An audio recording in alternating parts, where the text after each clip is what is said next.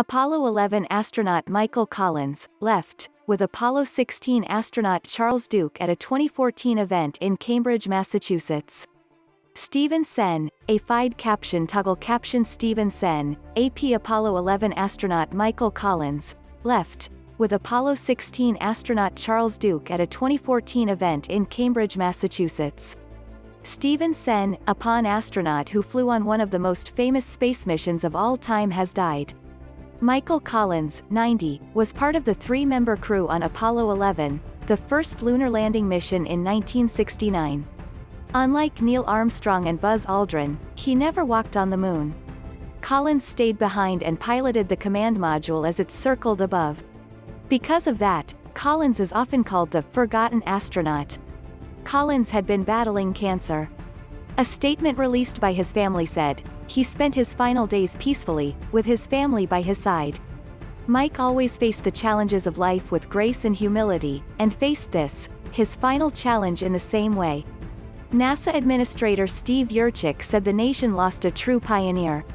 NASA mourns the loss of this accomplished pilot and astronaut, a friend of all who seek to push the envelope of human potential, Jurczyk said in a statement.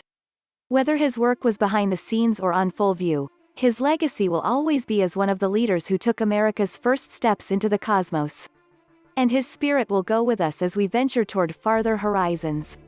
In 1969, President Richard Nixon greets the Apollo 11 astronauts in quarantine after their mission to the moon.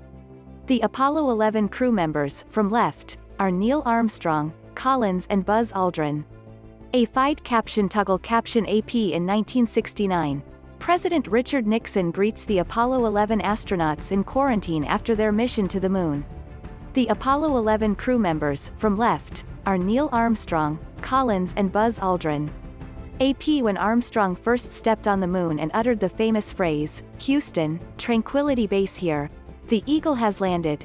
Collins was in orbit, 60 miles above, just as busy, and just as excited, telling the team back in Houston he was listening to communications with his comrades, and it was fantastic. Aldrin and Armstrong were on the lunar surface just under 22 hours.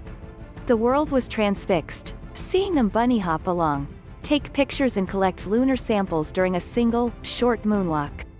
All the while, Collins circled the moon, looking down at the barren lunar landscape and peering back at the Earth. "The thing I remember most is the view of planet Earth from a great distance," he said later.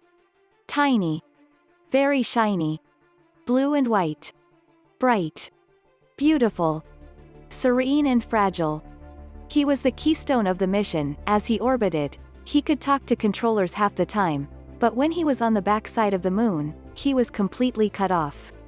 It was because of this part of the mission that some dubbed him the loneliest man in humanity. As he recalled in a 2016 Nepalese Rupees interview, he didn't think of it that way,